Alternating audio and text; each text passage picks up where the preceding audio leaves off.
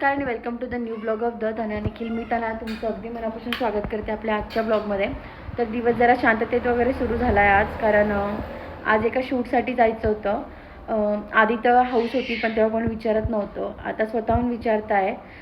आज पण एक दिवाळीचं शूट होतं मेकअपचं आणि सगळं फिक्स झालेलं होतं. बट सखी खूप जाम झाली, तिला जरा स्किनचा इश्यू झाला, त्याच्यामुळे मला वेळेवर नाही सांगावं लागलं. मला पण खूप कष्ट झालं, कारण समोरच्याचं पण काहीतरी प्लॅनिंग असतं. माझा त्यात काही फायदा तोटा नाही आहे, बट समोरच्याची गडबड होऊन जाते. बट माझ्याकडे आज खरंच ऑप्शन नव्हतं. सखीला आज दवाखान्यात नेणं खूप इम्पॉर्टंट आहे आणि दादा पण घरी राहायला तयार होता, बट तो ॲक्च्युली मागच्या बुधवारपासून सुट्टीवर होता, त्याच्यामुळे त्याला पुन्हा माझ्यासाठी सुट्टी टाकायला लावणं मला पण योग्य नाही वाटलं, कारण पुन्हा नेक्स्ट वीक दिवाळीचा तो ऑलरेडी प्लॅन सुट्टीवर आहे. तर मग जे शूट होतं ते मी कॅन्सल केलं, रिस्केड्यूल केलं आहे बेसिकली. निखिल आल्यावर करूयात म्हटलं, कारण माहीत नाही आता ते दिवाळीची पण गडबड आहे, मला तर सिन्नरला पण जायचं आहे आणि सखीला पण घेऊन जाणं इम्पॉर्टंट आहे.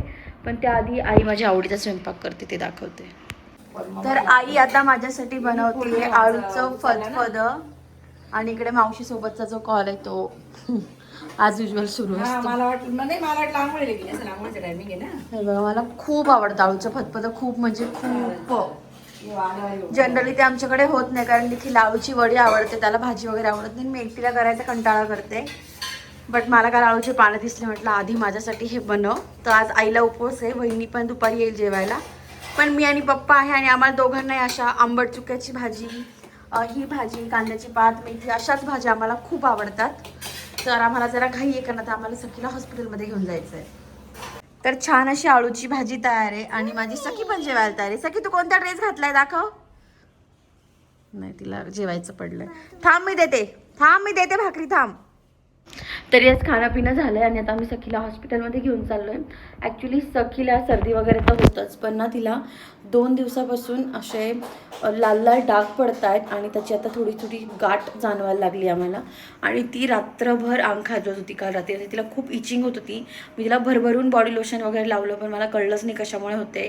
तिला आधी इथे इथे व्हाईट डाग पण पडलेले होते.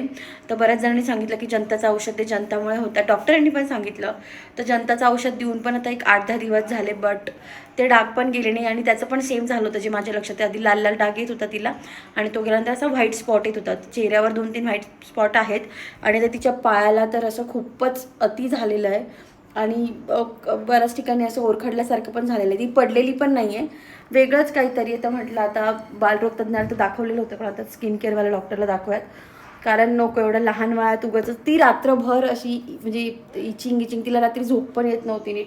3-4 वाजेपर्यंत तर मी पण जागी होती, सारखी तिला चोळत वगैरे होती. तर आता मी आणि आई चाललो आहे, तुम्हाला आल्यावर सांगते काय ते. तर आम्ही जाऊन आलो आहे दवाखान्यात. आल्यानंतर सखूबाईंनी खूप छान छान झोप काढली आहे आणि आम्ही आता मामीत जेवायला बसलो आहे. तू काय खातोय सखू? भातू खातो. आणि शिरा कोण खातोय? शिरा बाजूला ठेवून दिला. ही इतकी डेंजर आहे. आल्याला म्हणते आई तुम्ही आज भाकरी नाही केल्या आहे ना. म्हटलं म्हणजे तिचं असं म्हणणं आहे की आज थोडी भाकरी दळाली आहे, तर तिच्या सासूने नाही मी करून ठेवली तिच्यासाठी. असं काही नाहीये. आज मला पण बाजरीची भाकरी कडू लागली थोडी. शिरा मम्मीकडे, तिकडे मामीकडे बघ. पण मला याचं वाईट वाटलं की हिला असं वाटलं की मला भाकरी जमत नाही. मी खूप चांगल्या भाकरी करते. आता शिरा आहे बघा. आमच्या आजीला उपवास आहे, सो राजगिराची शिरा आहे. आमच्या दीदीचं तर काहीतरी वेगळंच चालू आहे. हाय काय काय मी खाऊ घालू का? मामी खाऊन गेला आमचा शिरा, मामी खाऊन गेला आमचा शिरा. वहिनी तुझ्या बिझनेस बद्दल, म्हणजे तुमच्या दोघींच्या बिझनेस बद्दल बऱ्यापैकी इन्क्वायरी आलाय. You want to say something?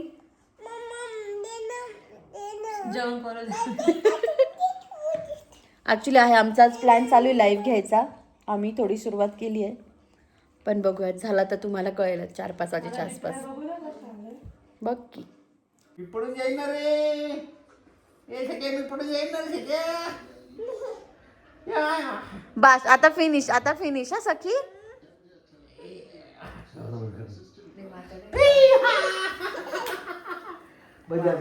आता पप्पाला परत म्हणेल पलत. आता बस. ती हटणार तुझं पायावर घेत नाही तोपर्यंत पा.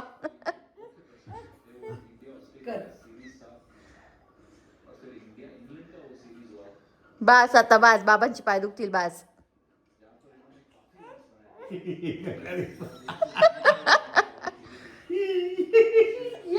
त्याच्या इथे 8:30 बोल आता काय बोलली, पटकन बोल.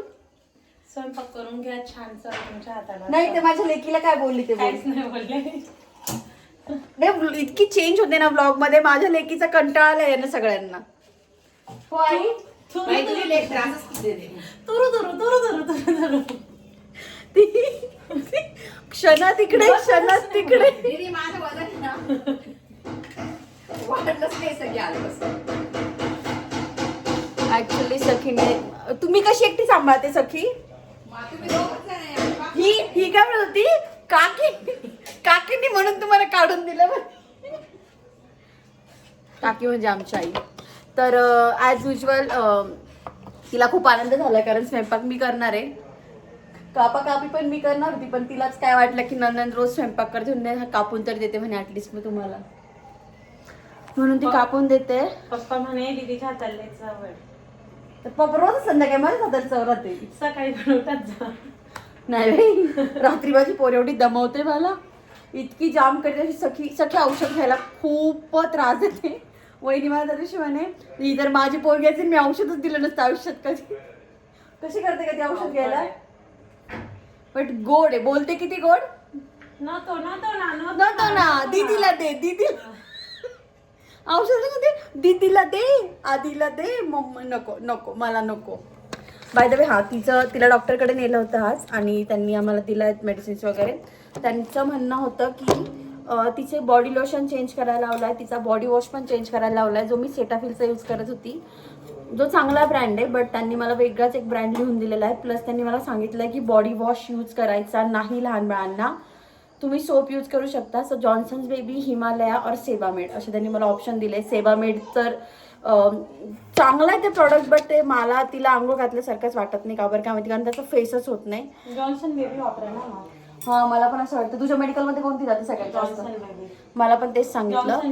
आणि ते घरचे डॉक्टर होते, म्हणजे ते काय असे प्रोफेशनल डॉक्टर तर आहेच डेफिनेटली. त्यांना 10 नाही किती 15 वर्षाचा एक्सपिरियन्स आहे, बट स्टील मामा आहे माझे. तर त्यांनी सगळं एक्सप्लेन करून सांगितलं. कारण ना सखीच्या पायावर अशा वेगळेच रेडेड पॅचेस आले, म्हणजे असं छोट्या छोट्या गाठीं टाईप झालं होतं. तर ती कशाच तरी ॲलर्जी आहे, तर त्याच्यावर पण क्रीम दिली आहे. तिला जे व्हाईट डाग पडत आहे त्याच्यावर पण दिलेली आहे. आता सगळं चेंज करायचं आहे, बॉडी वॉश, बॉडी लोशन सगळं चेंज करायचं आहे. पुन्हा तिला औषध पण दिलं, एक सिरप द्यायचं आहे कंटिन्युअस 7 दिवस, जे ऑलरेडी मला वहिनीने सांगितलं होतं की तुम्ही देऊन बघा 2-3 दिवस. बट मला असं अचानक द्यायचं नव्हतं. आय नो आय ट्रस्ट आहे, बट असं होतं की मला असं उमजतच नव्हतं की तिला काय झालं आहे अचानक. आणि तिची स्किन तिला कंटिन्यू बॉडी लोशन वगैरे लावते, पण तिची स्किन पूर्ण अशी ड्राय टाईप वेगळीच काहीतरी झाली होती. त्यात ते रेड डाग, मग व्हाईट डाग, काही कळत नव्हतं. बट ठीक आहे. काय आता जेम्सचा एक पॅक काढून दिला, गौरीला म्हटलं हाफ डिस्ट्रीब्यूट कर दोघांमध्ये. गौरीने काय केलं नाही का, 5 सखीच्या याच्यात उरलेले सगळे तिच्या याच्यात. म्हटलं गौरी हे काय असं शेअरिंग आहे का? गौरी होती मला काउंटिंग नाही येत तू. आणि आम्ही मॅथ्सचे टॉपर आहे, आम्हाला मायनस प्लस सगळं येतं आणि आम्हाला काउंटिंग नाही येत. असो, तर बऱ्यापैकी काम आहे. उद्या मे बी आम्ही लाईव्ह घेणार आहे. आज आम्ही टोटल बेस तयार केला आहे, जो काही यांचं सुरू करायचं आहे त्यांचा. सो उद्या जेव्हा तुमच्यापर्यंत हा ब्लॉग येईल तेव्हा उद्याच त्याच दिवशी दुपारी आपलं लाईव्ह येईल. यूट्यूबवरील, इंस्टावरील असं काही प्लॅन नाही आहे, बट आमचा लोगो पुन्हा नंबर वगैरे सगळं आम्ही सेट केलं आहे. सो विल चेक नाव की कसं काय होतं आहे. Do you want to say something? अगं ते आज मेसेज पण आले आहेत की तुझा ब्लॉग कधी येतोय म्हणून. अजून दिवाळीच्या आधी नक्की. आम्ही पेज ओपन केलंय, त्याला छान नाव, काय नाव दिलंय का आपण? कर्ली फार्मागर्ल. कर्ली फार्मागर्ल. तर मी तुम्हाला पेजचं खाली मेन्शन करते, यू कॅन. आधी टाकू द्या ना, आपण टाकलं पण नाही ना त्याच्यावर काय. हां, बट तू ॲटलिस्ट 1-2 फॉलोअर्स तर राहू दे त्याच्यावर तुझे, ज्यांना तू आवडते, ज्यांना माहीत नाहीस तू ॲक्च्युअली कशी आहेस ते. मी सकाळी थोडं शूट करते, जसं की गौरीचा टिफिन झाला, यांचं चहा पाणी, नंतर तो फोन ठेवते मी अशी भरभर कामाला लागते. मग मला क्लिक होतं ओके मी लॉग शूट करते, थोडं विसरून जाते. मी दुकानावर गेलो, मी ठरवते, मी परवा लावला मोबाईल की आपण आपलं काउंटर कसं करतो ते शूट करू. नंतर मला 2 तासाने आठवलं आपण फोन ठेवला. आणि जेव्हा ती तिकडे असते ना मेडिकलमध्ये, ती कोणाचाच फोन उचलत नाही. मी फक्त आईचा उचलते, फक्त आईचा. कारण तिला असं असतं की घरात काही लागतंय का, गौरी त्रास देते का, गौरी आली आहे का. आईचा फोन उचलते, नाही तर तिचे काय जे कस्टमर असतं बिझनेस नंबरवर त्यांचे. बाकी तिचे बहिणी, तिचे पप्पा, तिचे भाऊ, मी, तिच्या मैत्रिणी, कोणाचेच फोन उचलत नाही ती. पण ठीक आहे, बिझनेसवाले असेच हवे. आमच्या पप्पांना अशीच. ॲक्च्युली आम्हाला अजून एक गोष्ट सांगायची. त्या दिवशी ना गौरीचा एक्झामचा पेपर होता आणि ती घरी घेऊन आलेली होती. तिला आउट ऑफ होते त्याच्यात. तर मी ना असं इन जनरल बोलली, गौरी दिसायला नाही, म्हटलं हुशारीला पण माझ्यावर केली आहे. पप्पा मला होता काय संबंध, पूनम किती अभ्यास घेते तिचा. म्हणजे दादा आणि मी कुठेच नाहीये, आम्ही पण घेतो तिचा अभ्यास, पण पूनम तिचा अभ्यास घेते म्हणूनच ती हुशार आहे. तिचे पप्पा जास्त घ्यायला लागले. आता दादा खूप अभ्यास घेतो, तिला ऍक्च्युली वेळ नाहीये. मागच्या इयरला त्यांनीच घेतला. आणि आमची गौरी टॉपर होती, टॉपर, ती आम्हाला अजिबात वाटली नव्हती का ग, कारण ती घरी खूप थोडा अभ्यास करते, बट तिच्या लक्षात राहतो.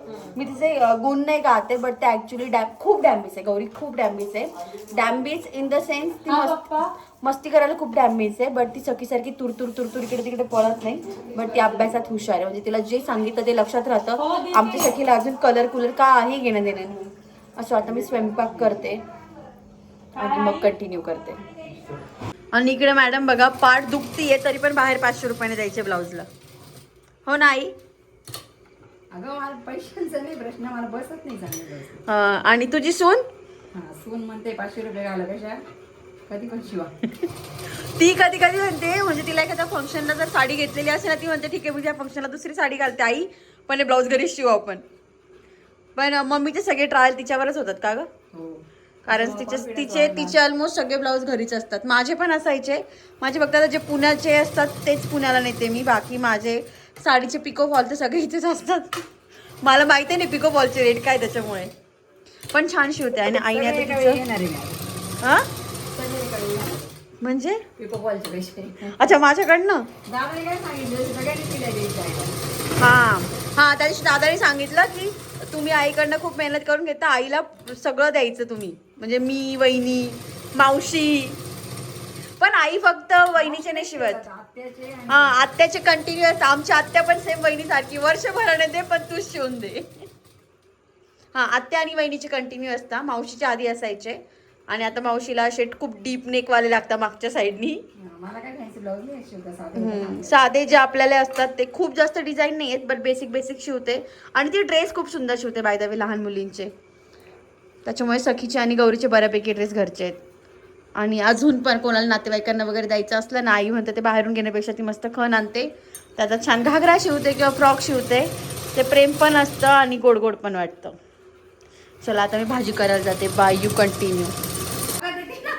आईला घर झाडायचं नाही बघ. तो झाडू असा पण काही कामाचा नाही, तो दुसरा वाला घेतो. राहू दे सखीला खेळायला. दारू उघडावं लागेल. आई काय घेऊन गेली का?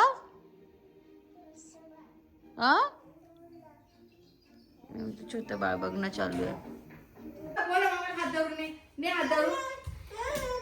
मामाच कुठे जायचंय? मामीला पण बोला ना, मामीला.